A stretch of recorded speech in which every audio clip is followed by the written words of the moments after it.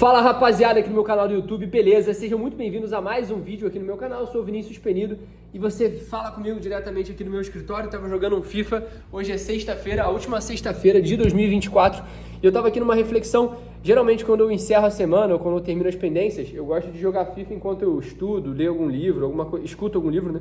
E hoje eu fiz exatamente isso para esvaziar um pouco a cabeça, porque você que é homem, você que é trader, você que faz qualquer função que exija muito do teu intelecto e principalmente do teu cérebro, né? Muito cortisol, muita dopamina e tudo mais, você sabe que às vezes você precisa desconectar. E a minha desconexão de hoje foi justamente para planejar o meu ano de 2025, porque para mim são momentos muito únicos, né? Porque geralmente eu repenso a minha vida em todos os meus aniversários. Eu acho que você também faz isso. Quando você faz aniversário, você repensa a tua vida. Só que o meu aniversário é praticamente no ano novo. Meu aniversário é no dia 11 de janeiro. Então, pra mim, é como se fosse o meu aniversário no ano novo. É muito próximo. É aquela região ali de semanas onde tudo acontece ao mesmo tempo. Pra mim, não é época de comemorar. Eu não gosto de comemorar aniversário. Eu já passei dessa fase.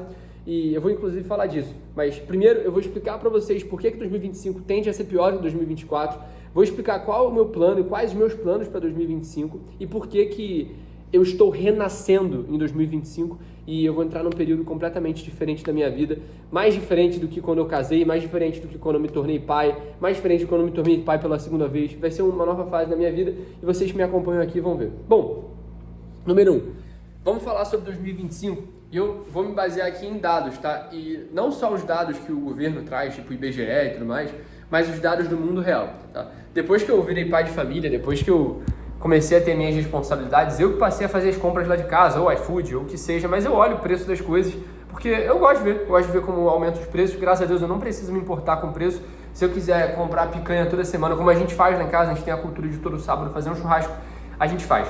Mas é impressionante como o preço das coisas aumentou no mercado. E se você olhar numa perspectiva dos últimos 12 meses, você vai ver que tudo, no mínimo, chegou perto de dobrar, se não dobrou o preço. Ou seja, o que eu estou falando para você é que a inflação real, ou seja, se a gente olhar o preço das coisas, a inflação real mais do que dobrou o preço de tudo de um ano para cá e você ficou pelo menos metade mais pobre.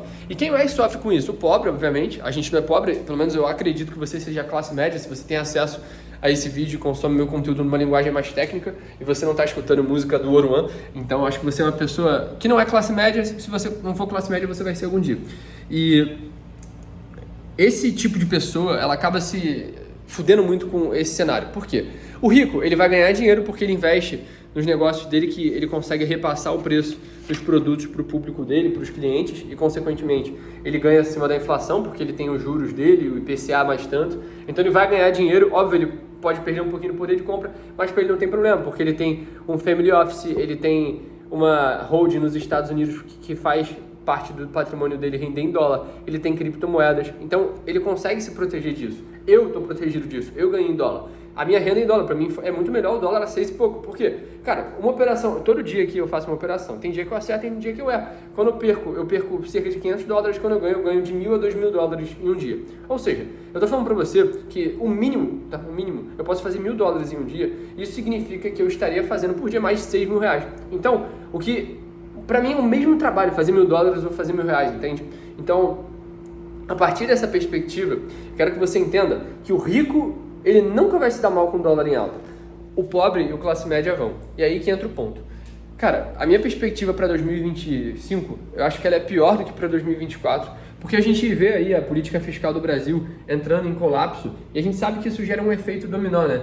O mercado financeiro, ele é muito sobre confiança. E quando se perde a confiança em um país, o risco daquele país aumenta. Eu não estou falando isso aqui de forma política, de forma nenhuma. Estou explicando para vocês por lógica e por conhecimento de mercado financeiro mesmo, que quando o mercado começa a precificar uma ação como uma ação de uma empresa que não tem confiança, tipo, sei lá, Lojas Americanas, que rolou aquela fraude, o mercado começa a penalizar aquela ação. A mesma coisa acontece com países que não honram com seus compromissos, países que não têm responsabilidade fiscal e tudo mais.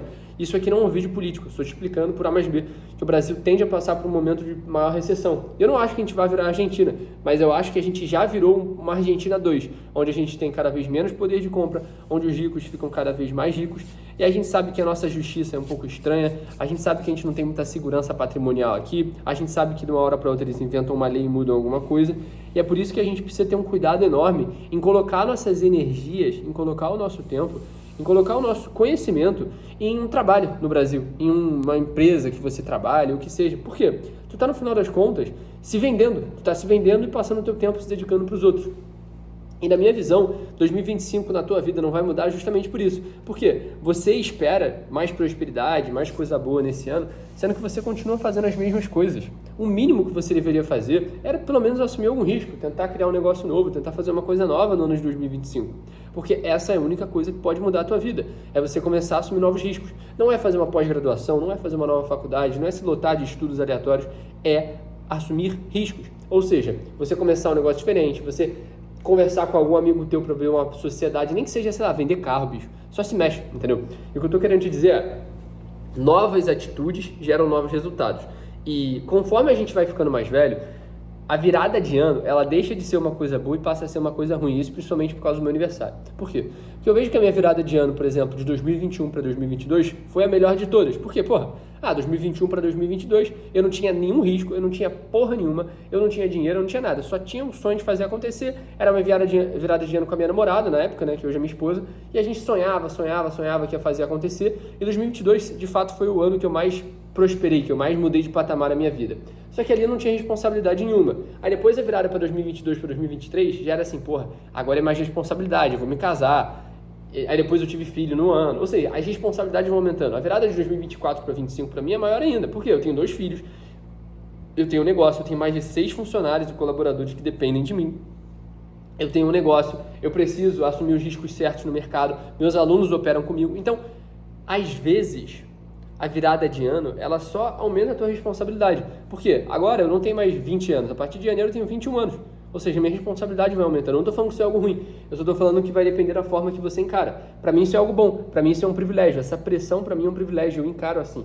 Só que o fato é, conforme os anos viram, isso passa a ser um fardo na tua vida e não uma coisa boa. Então, se tu tá passando de 27 para 28 anos, cara, o tempo tá batendo na tua porta, tu precisa sair da casa dos teus pais, tu precisa criar um negócio, tu precisa ter dinheiro, tu precisa comprar um imóvel, tu precisa ter um carro, tu precisa fazer as coisas acontecerem.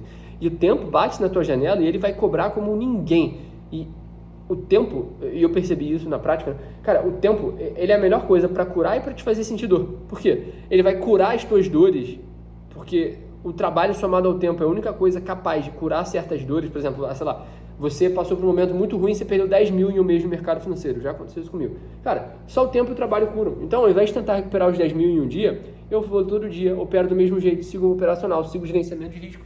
E eu sei que o tempo vai curar essa dor. A mesma coisa acontece para toda e qualquer área na vida. Então, só o tempo e o trabalho curam certas coisas. E se você não está fazendo nada, o tempo não vai curar, ele vai te machucar mais ainda. Então, para mim, esse ano vai ser o grande divisor de águas de quem está disposto a fazer acontecer e quem não está. Porque também não é de agora, assim, o pessoal gosta de falar e vender crise, e eu acredito mesmo que a gente está vivendo uma crise muito grande.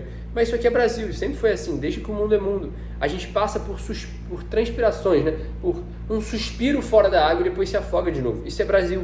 Se você viveu os anos 90, eu não vivi. Se você viveu os anos 90, você sabe da inflação, que você tinha que fazer compra de manhã, se você fosse no final do dia ali nos anos 92, 3, na época do Sarney. Se você fosse no mercado de noite, era tudo o dobro do preço. Você tinha que levar um caminhão de nota para o mercado. Aí depois veio o regime de bandas cambiais, que o dólar saiu de R$1 para 2, de uma hora para outra. Ou seja, o Brasil, desde que o mundo é mundo, sempre foi assim. Então não adianta também culpar o político. A culpa é do povo, a culpa é da mentalidade, a culpa é do sistema político que sempre favorece certos grupos de empresários e banqueiros. Mas foda-se, cara, foda-se. Tu não vai mudar isso, eu não vou mudar isso, você não vai mudar isso, porque você pode mudar as suas atitudes. E eu sou muito grato por ter aprendido isso cedo, porque isso me permitiu lá quando eu tinha 14, 15 anos começar no mercado e começar a entender que a única coisa que me faria destravar seria o mercado financeiro.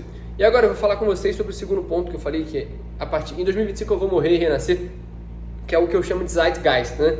Se você sabe o que é Zeitgeist, é basicamente uma cultura nórdica, uma cultura mais do povo anglo-saxão, né? Ali da Alemanha, os países nórdicos, né? Finlândia, Noruega, que basicamente eles acreditam. Zeitgeist, a tradução livre, é tipo o espírito do tempo, né? E é basicamente como se cada tempo tivesse um espírito. Você não tem essa sensação que em 2014, né? Aí vem aquela memória da Copa do Mundo aqui no Brasil, da época que você jogava FIFA 14, se você é homem. Cara, existia um espírito do tempo. E o espírito do tempo daquela época era diferente de hoje. As músicas que estouravam eram diferentes. Então, existe um espírito do tempo, um feeling, né? Uma passagem temporal das coisas. E dentro dessa cultura, dessa mitologia, se acredita que de 7 em 7 anos o homem renasce. E em 2025 eu faço 21 anos. Eu acredito que eu vou renascer. São grandes momentos de virada. E esse momento de virada já está acontecendo desde o começo desse ano. E eu tenho certeza que isso vai se acentuar no próximo ano. E é um momento de virada bom, que eu estou amadurecendo, que eu estou mudando várias coisas internas. Eu encerrei sociedades com pessoas que, de fato, construí negócios prósperos, mas não fazia mais sentido por princípios, por visões de mundo. E eu estou disposto mais ainda a filtrar, tirar as pessoas erradas do meu caminho, me reaproximar de algumas outras e fazer acontecer, porque eu acredito que esse ano vai ser um ano maior potencial da minha vida e eu vou conseguir fazer muita coisa, muito negócio, estou com muita ideia, muito evento que eu quero fazer com o pessoal da comunidade, muita implementação mesmo de modelo operacional, tem muita coisa boa por vir. Então eu de fato acredito que 2025 vai ser o melhor ano da minha vida, isso não por conjunturas externas, não por políticos, não por dólar, e sim por minha única e exclusiva capacidade de fazer dinheiro e de fazer disso um meio de vida. E eu tenho um convite para você que também quer fazer de 2025 o melhor ano da tua vida. De 7 a 9 agora de janeiro vai acontecer a Maratona Renda em Dólar. Eu vou te mostrar o passo a passo para você que está assistindo esse vídeo, não importa se tem pouco dinheiro ou nenhum, conhecimento ou dinheiro, não importa. Se você tem vontade de fazer acontecer, eu vou te mostrar como você pode viver de mercado financeiro usando as mesas proprietárias, usando o Smart Money, que é o conceito que eu uso, e tudo isso você vai conferir de graça, tá? 100% gratuito. Aí no final, se você tiver interesse, você pode se matricular para minha comunidade, operar junto comigo e ser mentorado por mim. Isso tudo vai estar no primeiro link aqui da descrição. Se você gostou do vídeo, feliz ano novo aí para você, um Feliz Natal, boas festas. Hoje eu gravo esse vídeo no dia 28, 27, sei lá, e fica aí meu abraço para você. A gente se vê de novo no próximo vídeo e até lá.